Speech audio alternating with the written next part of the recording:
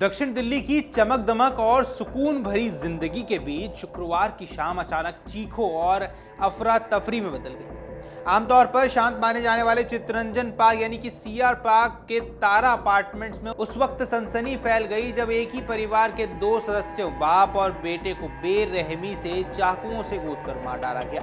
ये घटना न सिर्फ इलाके की सुरक्षा पर सवाल खड़े करती है बल्कि ये भी दिखाती है कि निजी विवाद किस तरह खौफनाक अंजाम ले सकता है। नमस्कार, आप देख रहे हैं अमर उजाला। मैं हूं आपके साथ साहिल सुयाल। दरअसल जानकारी की माने तो इस डबल मर्डर में जान गंवाने वालों की पहचान 60 वर्षीय राकेश और उनके 30 वर्षीय बेटे करण के रूप में हुई है।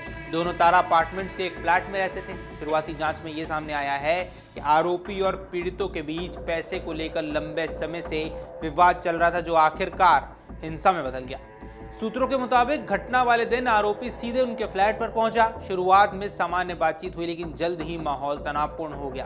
पैसों को लेकर बहस तेज होती गई और देखते ही देखते ये बहस हिंसक झगड़े में तब्दील हो गई। आरोप है, इस दौरान आरोपी ने अचानक चाकू निकाली और पिता पुत्र पर ताबड़तोड़ हमले कर दिए।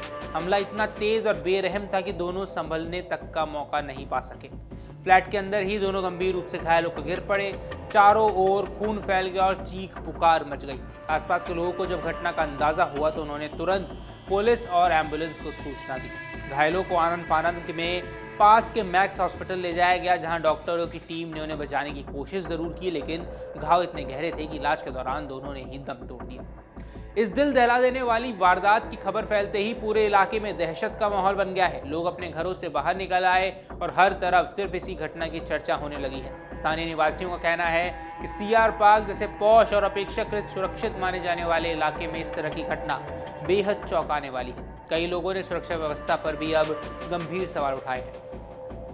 घटना की सूचना मिलते ही पुलिस मौके पर पहुंची और पूरे फ्लैट को सील कर दिया गया। फॉरेंसिक टीम को भी बुलाया गया है, जिसने घटनास्थल पर जरूरी साक्ष्य जुटाए हैं। पुलिस आसपास लगे सीसीटीवी कैमरों की फुटेज खंगाल रही है ताकि आरोपी की गतिविधि का पता लगाया जा सके और घटना के पूरे क्रम को समझा जा सके।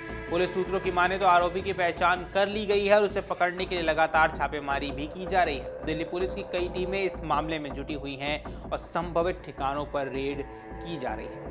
अधिकारियों का यहां कहना है कि आरोपी जल्द ही गिरफ्त में होगा और उसके बाद पूरे घटनाक्रम की और स्पष्ट तस्वीर सामने आएगी। इस मामले में एक अहम पहलू ये भी है कि ये कोई अचानक हुई वारदात नहीं लगती, बल्कि लंबे समय से चल रहे विवाद का परिणाम प्रतीत होता है।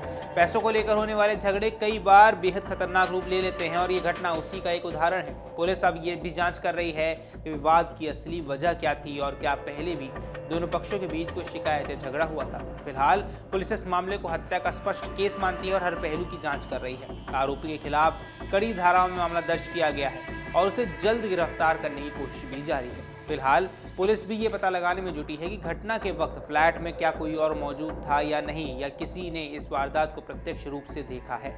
इस घटना ने एक बार फिर से लोगों को इस सोचने पर मजबूर कर दिया है कि व्यक्तिगत विवाद किस तरह अचानक जानलेवा बन सकता है। जहां एक तरफ परिवार के भीतर या परिचितों के बीच होने वाले झगड़े अक्सर मामूली लगते हैं, वहीं कई बार ये विवाद बेहद खतरनाक मोड़ लेते हैं। दक्षिण दिल्ली के इस पौष इलाके में हुआ ये डबल मर्डर की घटना लोगों के मन में डर और असुरक्षा की भावना पैदा कर गई है।